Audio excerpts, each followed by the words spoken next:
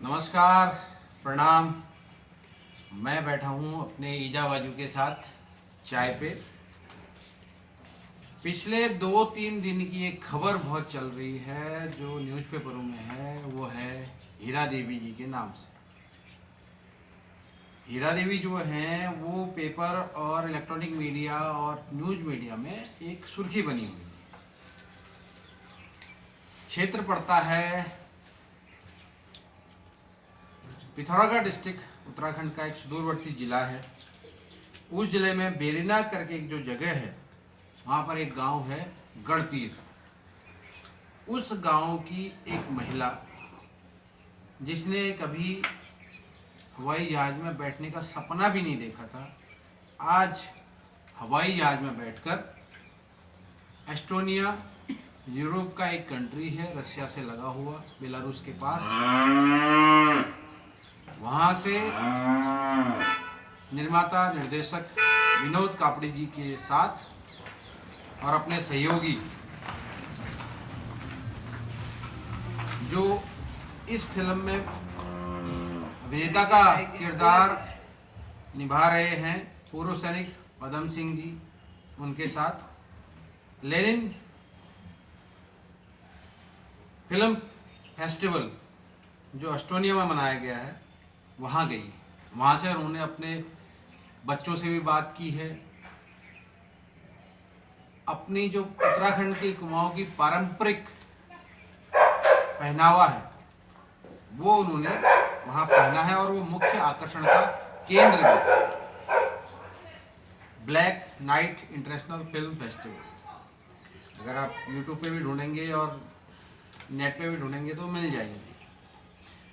वो इसमें आने का मुख्य कारण ये है, या हम जब वीडियो बना रहे हैं मुझे भी बड़ा मार्मिक लगा।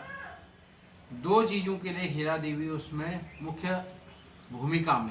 पहली है उनकी भैंस जिसके लिए वो चारा उगाती हैं, और दूसरा है अपने घर से थोड़ी सी दूरी पे वो अपने लिए एक चिता बना रही हैं ताकि उनकी मृत्यु के बाद उनके जो संबंधी हैं या उनके पति हैं या उनके बच्चे हैं उनको थल या मुआनी जो जगह है हमारे शमशान घाट है वहाँ जाना न पड़े, क्योंकि उनका सोचना है कि उनके लिए कौन लकड़ियाँ काटेगा, कौन लकड़ियाँ बनाएगा, कौन लकड़ियाँ इकट्ठा करेगा और कौन लेके जाएगा। तो उससे अच्छा है हम घर से थोड़ी दूर पे जो खेत है उसमें लकड़ियाँ इकट्ठा कर लेते हैं, क्योंकि पहाड़ी क्षेत्र है, चीड़ की बताया लकड़ियाँ होती हैं। अभी उनके पास सामर्थ्य है क्योंकि भैंस पाल रखी है उन्होंने, तो इकट्ठा कर रखी है उन्होंने, और डेली कुछ ना कुछ उसमें वो सहयोग करती रहती हैं, इकट्ठा करती रहती हैं।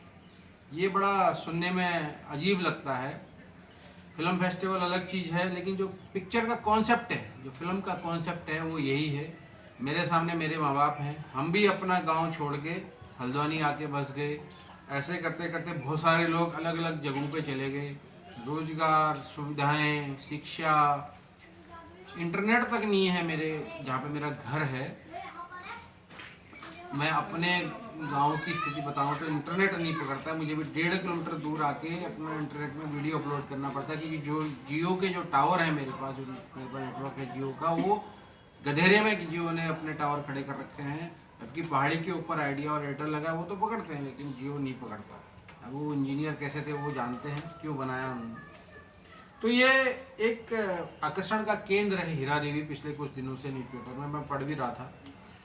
आइए बात करते हैं, क्योंकि ये चीज़ आज हमारे पास संसाधन है इसलिए हमें कम अफेक्टेड कर रही है। ये उस व्यक्ति को सबसे ज़्यादा अफेक्ट करती है, वो जो वहाँ पे गरीब तबका है जिसके पास बाहर निकलने के संसाधन नहीं है, लेकिन उनके बच्चे रोजगार के लिए बाहर निकलते हैं और फिर बहुत मुश्किल से ही वापस आ पाते हैं, साल में 1 या 2 बार, क्योंकि खर्चा बहुत है, महंगा बहुत है, आना जाना बहुत महंगा बैठता है। और 10 से 15 हज़ार रुपये की एक जो नौकरी होती है उसके अलावा और कोई उनके पास संसाधन नहीं है। खेतों में कुछ होता नहीं है, जानवर कुछ रखते नहीं है, बंदर कुछ नहीं रखते हैं।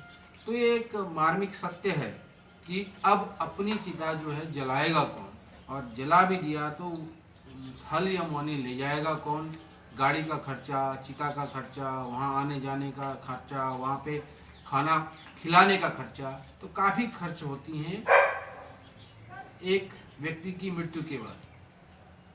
गांव वाले कितना करेंगे और कितने होंगे गांव में?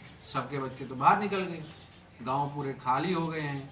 आज हम ये कहें कि भूतिया गांव बन गए हैं उत्तराखंड में, तो एक अतिशयोक्ति नहीं होगी। भूतिया गांव यानी घोस्ट विलेज करके जो संज्ञा दी गई है उत्तराखंड के गांवों को, वो है। तो बात करते हैं पिताजी से। पिताजी, हीरा देवी के उपलक्ष्य में आप क्या कहना चाहोगे जो आप पढ़ रहे हो?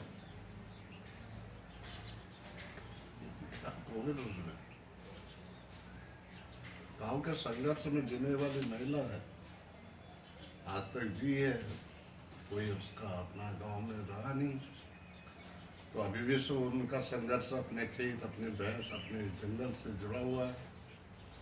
तो उसी संघर्ष में किसी निर्माता निर्देशक ने ये बात पकड़ी, उसके दिमाग में आई, उसने वो कॉन्सेप्ट देखा, तो अच्छी बात है, अच्छा फिल्म बनाई, एक समस्या को उजागर किया। हमारे साथ हमारी माता जी भी हैं, उन्होंने भी भैंस पाली है और उन्होंने भी ये सारे कार्य किए हैं जो हीरा देवी जी ने हैं। बस वो फिल्म फेस्टिवल एस्टोनिया नहीं गई हैं, वो हल्द्वानी तक ही आई हैं, दिल्ली तक गई। बस आइए बात करते हैं। ईजा, आप क्या कहना चाहोगे? हीरा देवी ने ठीक किया है, जो काम किया है अच्छा काम।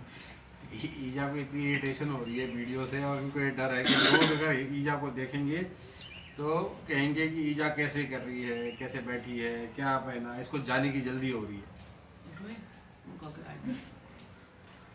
ईजा को गाय दिखाई दे रही है, उनको ग्रास देना है उन्होंने। जाओ।